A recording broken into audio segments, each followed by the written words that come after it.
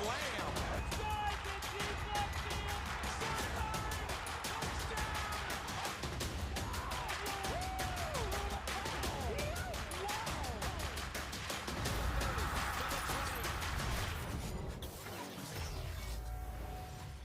friends, it is Tuesday, we've got sports, which means it is time for In The Crosshairs, your definitive source for all things sports betting. I'm your host, Ali Melendez. Grab a seat because we have a lot to talk about on this episode. And for the first time in a while, it is not all football. Yeah, I know, I'm excited for that. I'm sure you are too. And of course, I have two of Line Sniper's experts here. First up, we have America's sports betting sweetheart on the line, Mr. Joey Knish. Knish, how you doing this week? Is college football still treating you well?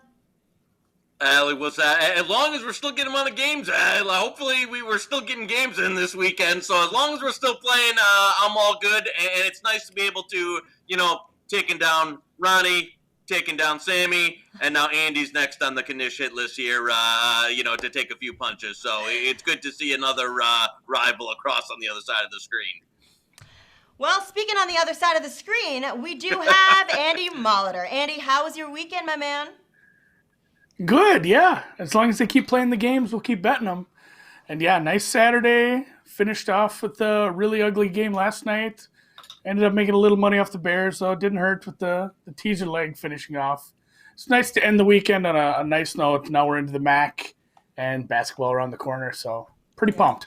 Yeah, there we have it. Well, as much as I want to get into your weekends or let Andy tell us all about Bet with the Pros, we have other topics to cover this week, and I want to get to those so you two can give us that expert advice that we all love so much. And if you guys at home want to see more of our betting content, from our best bets to our bet along series or any of our betting tutorials, well, just check us out on our socials and subscribe to us on YouTube. That is Line Sniper HQ on socials and YouTube. You don't want to miss it. And I know everyone watching doesn't want to miss a bet or line, so let's take care of the people and give you guys the best bets and advice around. And guys, this is normally the time we talk about football, but for once, we actually have another sport to talk about. I know, crazy since baseball ended. But guys, next week, allegedly, college basketball returns, and we're jumping right into it with a ton of major teams all playing day one. Now, practices are set to begin this week for teams, but I think the main concern, and my main concern, is whether or not the season will actually happen and actually go off without a hitch. So guys, tell me what you're thinking here. How is the season going to go? Is it going to be a lot of the same as the current college football season, where you're just kind of betting on teams without COVID? I mean, what happens in this college basketball season? Knish, start us off today. I mean, this is going to be absolute effing insanity. Like, I'm driving myself crazy trying to chase down info on, 30 college football games a week, which even, it goes to 20 college football games a week. I can't imagine 300, schools here where I'm trying to, if there's 100 games on a Tuesday and I'm trying to track down Rona info. I mean, it's going to be absolute madness. You'll obviously a ton of cancellations. I think they'll try and play it, choppy schedule here. I know Andy likes the small conference stuff. He's a mid-major man. I don't know how you're going to get some of the info on the mid-major. I mean, you're going to need to be paying people in small town Iowa to see what kid's in school, or if his grandpa got caught the Rona or something and they were hanging out or eating turkey or something on the weekend. I don't know what's going to go happen. Andy, I don't know. What do you think, my man? Because I think it is going to be the wildest chase fest of absolute, it's going to be the craziest year in the history of college basketball. Yeah, and I'm sure you're seeing the same thing in college football. We're down to slates that aren't nearly the size of last year, of a normal year. And I'm talking with very well-informed people who are the day before the game still absolutely scrounging for information. What are we doing? Does this lineman, is he playing? Is he out? And there's not even that many games going on. I can't imagine what happens when we get to college basketball. We're down the Ivy League already, and I think we'll probably lose. We've lost teams from other conferences, too, that just says they're not having winter sports. We'll be down to 250, 275 teams, but that's still a lot. So I'm going to playing everything by ear. There's even news out there now. They're saying they might try to push things back a couple weeks. We're going to play the NCAA tournament in a bubble. There's going to be a lot of these teams traveling to neutral sites and playing 2 different games against 2 different other teams before traveling home. So everything's play it by ear, take it easy. And if you have, but it's one of those things where you can say, hey, take it easy because you don't know what's going on. But at the same time, if you are able to get some information ahead of everyone, like you're going to crush some of these markets, just like you're seeing in some of these college football lines.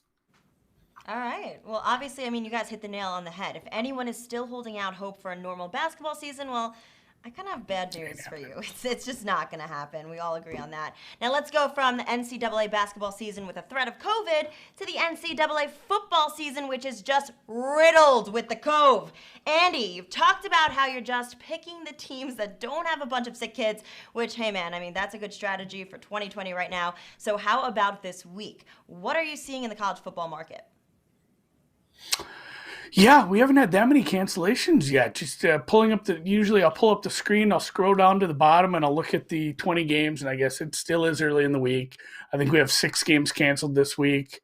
Not a ton early in the week here, but I am looking to try to catch a falling knife with Wisconsin. I was on them last week. That was some of the easiest money I've made outside of the Saints the week before. So gorgeous. Michigan, it's a terrible state, terrible football program. I guess the Sparty's all right. Actually, they're not either.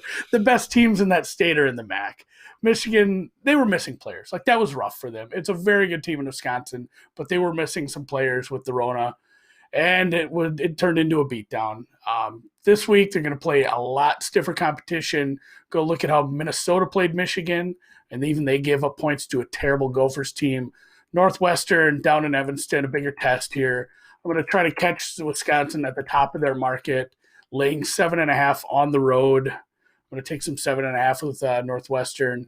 Sneaky good team. I think the box score didn't really, or the final score didn't show just how dominant they were at times against Purdue last week. And hopefully my Wildcats can get it done down by the lake. I'll tell you, I like that play a lot, to be honest with you. Wisconsin has played the version of Illinois that they absolutely murdered, and then a poor man's version of a team I'm not even going to acknowledge the name of the team they played last week. And absolutely slaughtered. So they played a few peasants in the conference, and now going up against Northwestern team I really like. So no, I'm on some 7.5, 8 there with you. I like anything Northwestern over 7. One that I'm going to add here, and again, this game could be, it's on for now, but if you can get in, I bet it big earlier. South Carolina, Missouri over. This total line has had some odd movement. It peaked up around, high 50s. It dipped way down. Now I scooped some 53.5 today. I play 54. I play 54.5. South Carolina's 2 starting corners just quit the team today. They're both NFL prospects, so they're going to be running out like potential walk-ons at cornerback. I didn't understand the move down on this. There are some corona. The biggest concern I have about this game is if it actually gets played. But if it's played, I love the over here. It's 2 teams that South Carolina's defense is atrocious. It's just lost its 2 best players. Missouri likes to play high tempo. South Carolina, if they can do nothing else, they can score some points. So I got a big position on the over here and would like it. This is good to me all the way up to 56.5. But the 54s that are out there right now, big bet for me. I'm on it for a couple units. All right, that's a bold prediction there, Knish. Expecting the Gamecocks to score, but honestly, Missouri might just roll over their defense and score that much themselves. I mean, we'll see. We'll see there. And this week in the Big Boys Football League, we have, unsurprisingly, more Thursday Night Football. And this time for Thursday Night Football, we have the Seattle Seahawks against the Arizona Cardinals. So we have 2 NFC West teams, and they're both 6-3. So huge implications here for the NFC West divisional title. Does that mean huge money? I mean, I want to know, Knish, you gotta tell me the good stuff. Here, you know what? I saw that Molitor over there was going to be on the cards, and he scooped me to it. And so I'm not listening. Here's what I'm going to say. If you want to take the Seahawks in this game, I would wait. Because right now their injury report, the early injury report looked real rough. And you've got a Cardinals team coming off, the Hail Mary to the miracle win. They're playing, offensive football. Kyler's making it. I'm not going to say he's making the MVP case just yet, but he's at least in that 4 or 5 realm conversation. I would wait I think this line, it's opened around 4.5 all the way down to 3. I think you could even see this come down a little further if there's, a Seahawks position. Andy will make the case for the Cardinals, but if you want to be on the Hawks, my recommendation, just keep waiting on it. If they keep getting some ugly injury report news, I think this goes down below 3, and you could catch the Hawks, potentially closer to, 1.5, 2, or one of those. Andy, give me the Cards case, since I know you liked it early. And to be honest with you, I gun to my head, it's the side I'd play. But what do you like here in the Cardinals? Yeah, I mean, if it gets down to 2, 2.5, we might be talking about arbitrage, Andy, taking both sides of this damn thing. With getting on the other side of 3 here with as many close games as Seattle played. This is a rematch. They've played already. It went to overtime. Just Seattle, Russ is not playing at the level he was playing at the beginning of the year. And, I mean, we all knew that wasn't sustainable. I don't think the swing he took to how poorly he's played in the last 4 weeks is sustainable either. He'll be better, but this was kind of a numbers play for me. I didn't get the softest of the soft openers, but there was a +4 on the board when I bet. I took that here. It's down to 3. And, like Knish said, if the injury report improves – and you can get a 2.5, it's maybe not the worst thing once you get on the other side of the 3. But right now, Griffin's out, Dunbar's hurt. Even we got Adams back in that secondary. He hurt his shoulder last week. He says he's going to play. I don't even list the running backs. All the running backs are hurt. That probably helps them. So, and then with Wilson throwing multiple picks in 3 out of his last 4 games, I wonder if we see a conservative coaching staff kind of reining him in, which would suck because that's what's made this team fun is they've let him, everyone he's cooking. That's a thing. But yeah, so far the last few weeks, it's been a little bit of a swing and Kyler's been the cook instead. And he has moved into the top 5 in the MVP market, which is maybe an overreaction. He's still got a lot of issues, but he's been a lot of fun. And yeah, the end of that game last week was electric. I'm not going to lie. Every time we talk about Thursday Night Football, we always have severe disagreements. Knish loves to butt his head in there in his opinion. Who was right last week when Ronnie and the Colts? Let's play the tape. Who was on the Colts last Thursday? Let me talk about how Colts won by a bunch, I think. I like that you guys are sort of agreeing. It's a beautiful thing. Brings emotion to my heart.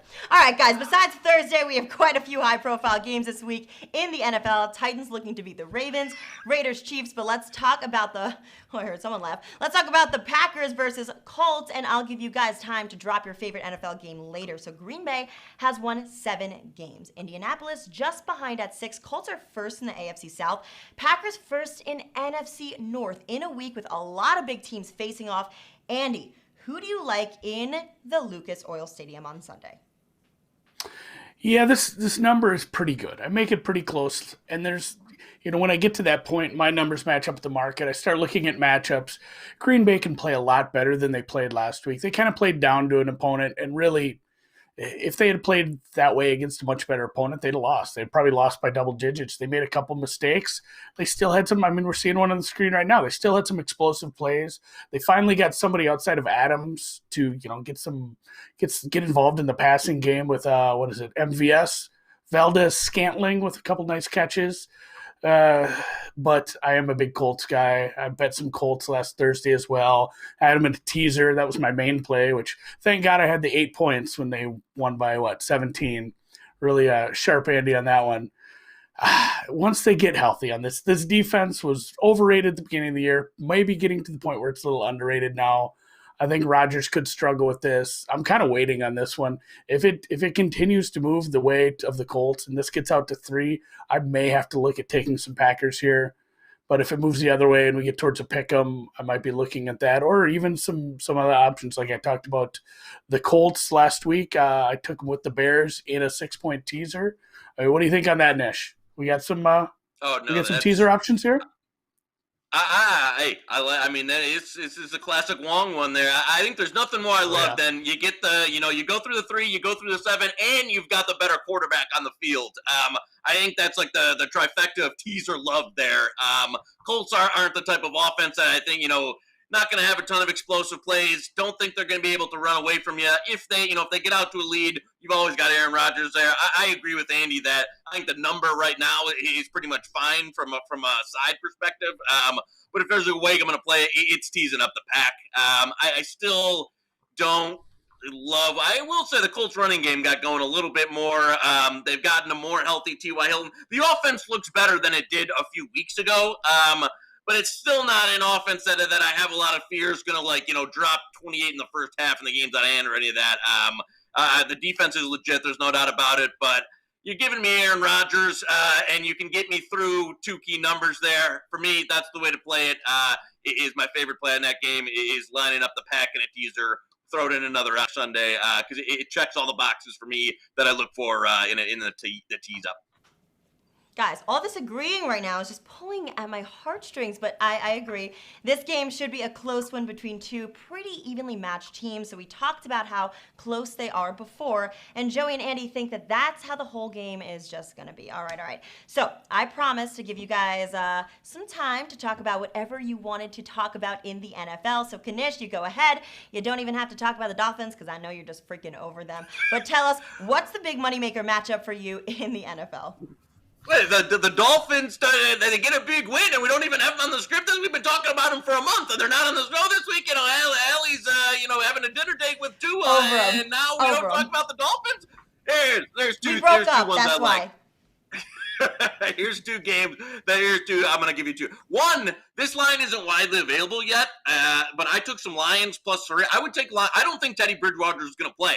And so it's going to be P.J. Walker, and they should not be a favorite again, we've said it a million times on the show. I'm not giving any home field advantage, so call it a neutral field. There's no way that P.J. Walker and the Panthers should be chalk over a Lions team without Teddy Bridgewater. So to me, there's still some +2, +1.5 out there. Tease the Lions up, take the Lions. Again, this is making the presumption that I don't think Teddy Bridgewater is going to play. I don't know why they would risk him. He has obviously the horrible, history with his other knee. He's got the knee swollen. He avoided the major damage there. But for one, that's a play I like if it opens up, why they have any access to it, taking the Lions at anything plus. The other one, you thought I'm going to come on this show all year and not take another Cow. You think I'm going to jump off the Cowboys bandwagon now? We've had a rough year. We talk about the Cowboys a lot. It hasn't exactly gone very well. But I'll be the first one to say it and own it up. But you're giving me the Red Rifles back. The Cowboys defense has gotten healthier. The offensive line's gotten healthier. Zach Martin's back. It's made a huge difference. The defensive line's got some pieces back. And I'm getting a touchdown and the hook versus this Vikings offense, this old man Zimmer ball, and, whatever they do up in Minnesota, the 3 yards in a cloud of dust offense that they want to run. Get out of here. Give me the boys. Give me the touchdown and the hook, and sprinkle the money line. Cowboys are live this week. They're live this weekend, people. I'm telling you. Maybe not live in the NFC East anymore, but Andy, what do you like? And it better be Cowboys. They're like a game and a half back. They're not that far out. They're not dead. 2-7. The only reason I would say Vikings is because they get to play that stupid horn at home, and there's nothing. You play that 30 times a game. And yeah, you should go to one of those. It's even louder in person. That was my first bet I placed the day after the Super Bowl. Cowboys over 9 wins. I still have a chance at a push. I don't think we're getting there. They died on the vine for me too. That one sucked. I got all kinds of value on that. It closed much higher than the price I bet. But for my bet, a team I almost backed last week, right at the end of the game, I regretted. I was able to get a 3 on the Browns last week. I didn't end up pulling the trigger. It moved off to 3 once I got the injury stuff I wanted. And then I said, I'm not betting a 3.5. I'm not betting a 4. This is dumb. And then we saw how that ended. So for about, most of the second half, I'm like, man, I left a winner off the card. And then he stepped out of bounds there when they're up 3, just blessed by something. So I'll go back to him this week, even though I didn't really go to him last week. The Eagles just kind of stink. They gave up 6.8 yards per carry to a quarterback plus like Wayne Gallman. And it's just replacement level running backs, just gashing them. You might have the best running scheme / running back duo in Cleveland. The theme for this year is Cleveland's weather sucks 24/7. It's going to be another game. They're saying similar to the last couple of games we've played there where it just sucks. And we're going to end up with Like you talked about Zimmer's offense. It's going to be just like that because they're going to be forced to do it again. Run, punt. Run, punt. And then hopefully Cleveland ends up with 10, 15 points there somehow. But the Eagles' defense is atrocious. Carson Wentz, probably one of the worst starting quarterbacks. He is as far as interceptions and sacks. Guy's been getting hit. He fumbled twice more last weekend. That team is a mess. I don't know how you end up losing to a Giants team like that. Make Daniel Dimes look like Mike Vick. It was rough, and I think that continues, especially if they are forced to play the kind of offense and the kind of game that Cleveland will want to play anyway in the dirty weather. And I don't know, Cleveland just plays at home every week now. Apparently all their home games are in a row here. All right, well, I want to talk about the Browns, but I got to acknowledge the fact that I tried not to talk about the Dolphins, and Knish still brings up the freaking Cowboys. All right, back to the Browns. Are they an amazing team? No. But listen, as far as schedule goes, I mean, they've gotten basically free wins against the Bengals, Cowboys, Washington football team, but the Eagles simply and purely, they suck. We're all in agreement there, hopefully. Now, they're just not a good team. That's just that. I mean, they got embarrassed by my Giants last week, and as much as I love the Giants, the Browns are a much bigger threat to a pretty awful Philly team. So Andy says Browns to beat the Eagles by at least 3, up to 4. I say that's a pretty easy money right there, Mr. Molitor. But guys, I don't want to just go out like that. Easy money is great, of course, but we need something a little bit more, a little more depth here. I need your best bets, the absolute best moneymaker you have this week, no matter what it is, what it looks like. I don't care if it's new. I don't care if it's old. I don't care if it's football props, basketball futures, literally whatever. Guys, let's hear those best bets that you've got away. Knish, start us off. No, I'm going to go to the SEC, and I'm going to go to another total. I like the LSU Arkansas under. Knishi Moles have a little info on this one that could really help out the total coming down there at some point. So I played 66 today, still play 65 under, no problem. I think that, you've got a freshman quarterback at LSU. You've got the Arkansas offense taking a little bit of a dip. Maybe the Arkansas starting quarterback won't play if some people that, talk to Uncle K might have some, particulars there. So for me, I like the under there. Like it a lot. I played at 65. I think you see this crash to the low 60s if the potential news that is coming is legit. I like the under anyway. Even if Felipe Franks plays, I was on the under to begin with. I think this total's too high. So for me, best bet of the week, LSU, Arkansas, under in the SEC. Hopefully another one that doesn't get canceled because of Rona. I'm sure we'll make all these best bets and then none of the games will happen. But if it happens, under. If it happens. Thank you so much. And just one more time, what do you call your fans, Knish? No, not the fan, not the fans. Okay. It's the mole. The info for if you give me info, it's a Knishi mole. So your Instagram followers, you're like, hey, you got better good followers. Info, Knishi mole. You better be giving him some free rolls. Don't worry. Uncle K takes care of his people. Take care of him. I'm sure you do. There we go. All right, Uncle K, thank you so much. Mr. Andy, got to give all of our friends watching at home just one more best bet. So what is it? Yeah, I'd probably stick to the NFL just because, like Knish says there, there's a better chance that these games get played. The NFL doesn't seem to care. They just, at the end of the week, they're like, he passed a couple times. He's good. Let him play. Game's on. So, ugly narrative that's going to get hammered in your face all week is the Andy Reid off the bye, but it doesn't matter. My numbers still say this should be on the other side of 7. I'm not sure if people are trying to get too sharp for their own good and taking Las Vegas at home. Las Vegas is my worst ranked defense. I have this defense ranked worse than the Jets, worse than the Jaguars, worse than even, your Giants. This is a really bad defense that we did not see get exploited because Drew Lock is horrific. He has all those receivers. He's blessed with so many, and they could not get anything done. It was embarrassing. Vegas doesn't get it done for a second time this year. I'd lay in, there's some 6s in the market, but 6.5, 7, doesn't matter.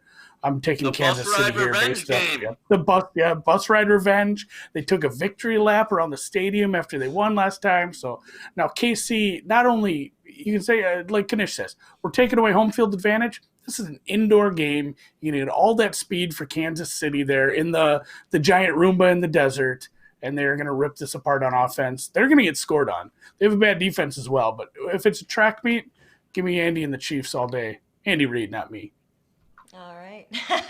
Thank you for the clarification.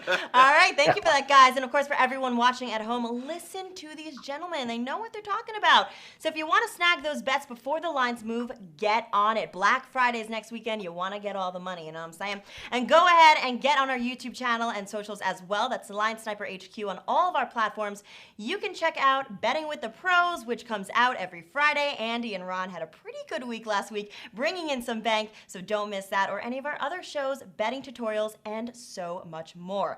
But that is all for now. We will be back at it next week, same place, same time, hopefully, depending how late Knish is, and we'll have a special little Thanksgiving treat for you guys at home to win some money on Turkey Day.